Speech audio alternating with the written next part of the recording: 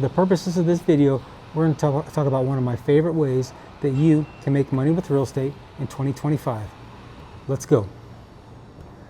So one of my favorite ways to make money with real estate after I've picked it up at a delinquent tax sale and the county has mailed out my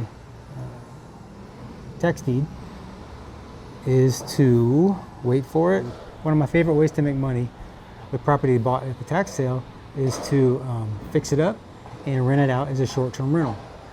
By short-term rental, what I mean, and most of you already know this, is an AirBNB, a VRBO, vacation rental by owner. The difference between the short-term and the long-term rental is obviously the name gives you a clue. Rather than renting out long-term for 6 months or a year, you make your property available for, a weekend, a night, a week. It's generally not more than 2 weeks. If you get past 2 weeks, it's really more of a mid-term rental than a short-term rental.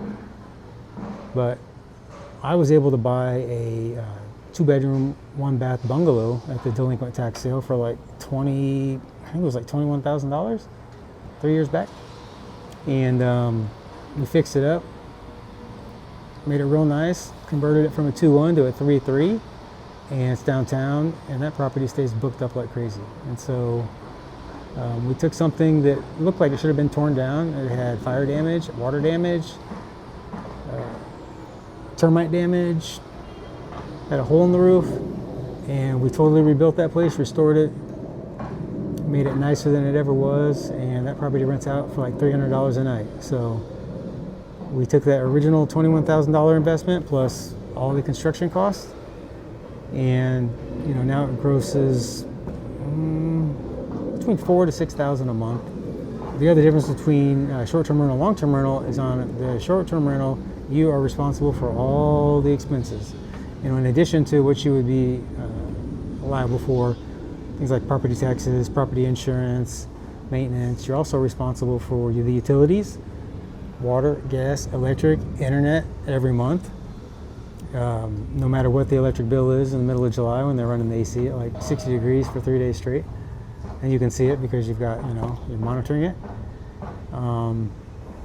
All the tissue paper, all the soaps, keeping the towels fresh, the cleaning fees, the lawn fees, snow removal, pest removal, all that stuff. And so you have to deduct that from your gross, obviously, to get to your net. And so, even if you're doing $6,000 a month, probably $2,000 of that is your net. So a lot of expenses on the short-term rentals, but less wear and tear in your property as long as you keep the partiers out of there. And if you need to come to town, you need a place to stay, you can stay in your own Airbnb. That's always nice. And you obviously don't need to buy the property at the tax sale to do this, but that house not at the tax sale would have been, even in like the same horrible condition, would have been like $150,000, and I was able to get it for $21,000. So that's basically 1/7 of what the house right next door that also had foundation issues and water damage and all that, and they had to gut that thing down to the studs. I saw them do that. So again, the best place to get cheap real estate is going to be at a delinquent tax sale in a county where they sell tax deeds, not tax liens. Tax liens are also good. We'll do a whole nother video on that. They're also on this free PDF. To get access to the 10, just enter your email down below, and we'll send you out a guidebook of the top 10 ways that you can turn real estate green after you purchase it at a delinquent tax sale and you get your tax deed. Hope you learned something.